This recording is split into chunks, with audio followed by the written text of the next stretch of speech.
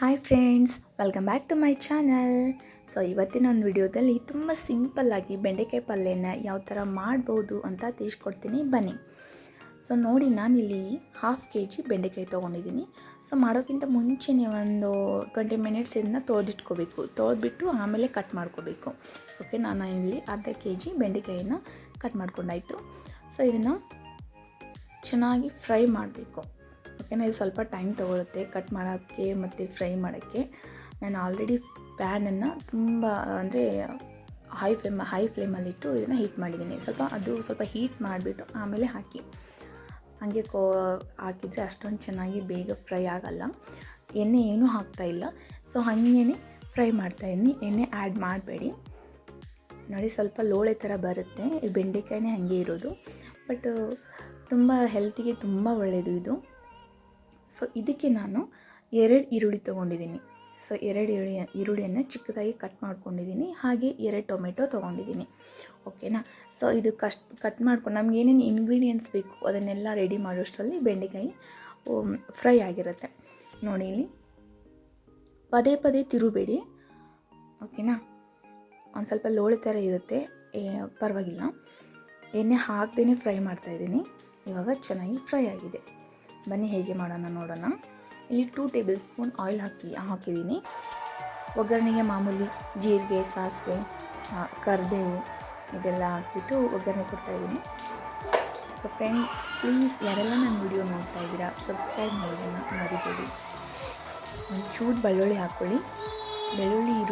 ಬೆಳ್ಳುಳ್ಳಿ ಎಲ್ಲ ಪಲ್ಯ ನಾವು ಆ್ಯಡ್ ಮಾಡ್ತಾಯಿದ್ರೆ ಟೇಸ್ಟೇ ಬೇರೆ ಇರುತ್ತೆ. ಬೆಳ್ಳುಳ್ಳಿ ಮಾತ್ರ ಸ್ಕಿಪ್ ಮಾಡಬೇಡಿ. ಕರಿ ಲೀವ್ಸ್ ಹಾಕ್ತಾಯಿದ್ದೀನಿ. ಇನ್ನೂ ಒಂದು 30 ಸೆಕೆಂಡ್ಸ್ ಚೆನ್ನಾಗಿ ಫ್ರೈ ಮಾಡ್ಕೊಳ್ಳಿ. ಫ್ರೈ ಆದಮೇಲೆ ಅದಕ್ಕೆ ಈರುಳ್ಳಿ ಹಾಕ್ಬಿಟ್ಟು ಫ್ರೈ ಮಾಡ್ಕೊಳ್ಳಿ.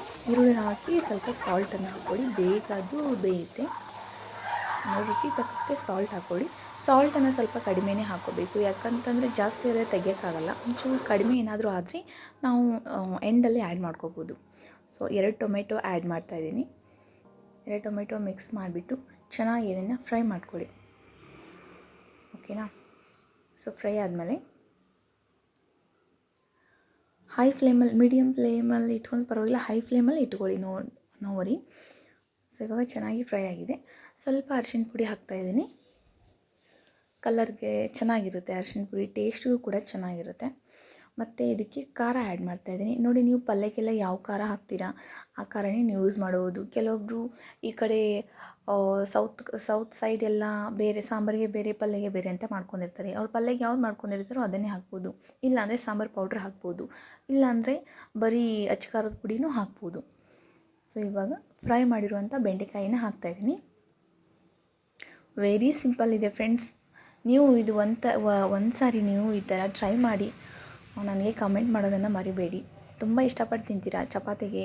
ಆಮೇಲೆ ಸೈಡ್ಸ್ ಅಂದರೆ ಲೈಕ್ ಮುದ್ದೆ ಜೊತೆ ಸೈಡ್ಸ್ ತಿಂತಾರೆ, ಆ ಥರ ರೊಟ್ಟಿ ಜೊತೆನೂ ಚೆನ್ನಾಗಿರುತ್ತೆ. ಸೊ ಇದಕ್ಕೆ ಸ್ವಲ್ಪ ಶೇಂಗಾ ಪೌಡ್ರನ್ನು ಆ್ಯಡ್ ಮಾಡ್ತಾಯಿದ್ದೀನಿ ನಾನು. ಕೊಬ್ಬರಿ ಆ್ಯಡ್ ಮಾಡ್ಬೋದು, ಬಟ್ ಶೇಂಗಾ ಹಾಕಿದರೆ ತುಂಬ ಚೆನ್ನಾಗಿರುತ್ತೆ. ಸ್ವಲ್ಪ ಶೇಂಗಾ ಪೌಡ್ರನ್ನು ಹಾಕಿಬಿಟ್ಟು ಚೆನ್ನಾಗಿರುತ್ತೆ ಶೇಂಗಾ ಪೌಡ್ರ್ ಹಾಕಿದರೆ. ಇಲ್ಲಾಂದರೆ ಪರವಾಗಿಲ್ಲ, ಕೊಬ್ಬರಿನೂ ಕೂಡ ಆ್ಯಡ್ ಮಾಡ್ಕೋಬೋದು. ಇಲ್ಲಿ ಸ್ವಲ್ಪ ಧನ್ಯ ಹಾಕ್ತಾಯಿದ್ದೀನಿ. ಧನ್ಯ ಇದು ಆಪ್ಷನಲ್, ನಿಮಗೆ ಬೇಕಿದ್ದರೆ ಹಾಕೋಬೋದು, ಬೇಡ ಅಂದರೆ ಬರೀ ಕೊತ್ತಂಬರಿ ಮೇಲೆ ಸ್ವಲ್ಪ ಕಟ್ ಮಾಡಿಬಿಟ್ಟು ಕೊತ್ತಂಬರಿ ಹಾಕಿದರೆ ಆಯಿತು. ಇವಾಗ ಪಲ್ಯ ರೆಡಿಯಾಗಿದೆ. ಇವಾಗ ಇದನ್ನು 1 ನಿಮಿಷ ಇದನ್ನ ಲಿಡ್ ಕವರ್ ಮಾಡಿಬಿಟ್ಟು ಇದನ್ನ ಬಾಯ್ಲ್ ಆಗೋಕ್ಕೆ ಲೋ ಫ್ಲೇಮಲ್ಲಿ ಬಾಯ್ಲ್ ಆಗೋಕ್ಕೆ ಬಿಟ್ಬಿಡಿ. ಸೊ ಬಾಯ್ಲ್ ಆದ ತಕ್ಷಣ ನೋಡಿ, ಇವಾಗ ಬಾಯ್ಲ್ ಆಗಿದೆ. ನೋಡಿ, ಲೋಳೆ ಥರ ಏನೂ ಬರಲ್ಲ, ಆ ಥರ ಏನೂ ಆಗೋಲ್ಲ. ಮುಂಚೆ ಎಣ್ಣೆ ಹಾಕಿ ಫ್ರೈ ಮಾಡಿಬಿಡಿ, ಹಾಗೇ ಫ್ರೈ ಮಾಡಿ. ಇದು ಸ್ವಲ್ಪ ತಣ್ಣಗಾದ್ಮೇಲಂತೂ ಈ ಲೋಳೆ ಥರ ಕಾಣೋದೇ ಇಲ್ಲ. ತುಂಬ ಸಖತ್ತಾಗಿದೆ. ಚಪಾತಿ ಜೊತೆ ಅಂತೂ ಸೂಪರಾಗಿರುತ್ತೆ. ಸೊ ನಾನು ಇದನ್ನು ಚಪಾತಿ ಜೊತೆ ಸರ್ವ್ ಮಾಡ್ತಾಯಿದ್ದೀನಿ. ಸೊ ನೋಡಿದ್ರಲ್ಲ ಫ್ರೆಂಡ್ಸ್, ಎಷ್ಟು ಸಿಂಪಲ್ ಆಗಿದೆ ಅಂತ. ಸೊ ಪ್ಲೀಸ್ ನನಗೆ ಸಪೋರ್ಟ್ ಮಾಡಿ, ನನ್ನ ಪೇಜನ್ನು ಫಾಲೋ ಮಾಡಿ. Thank you.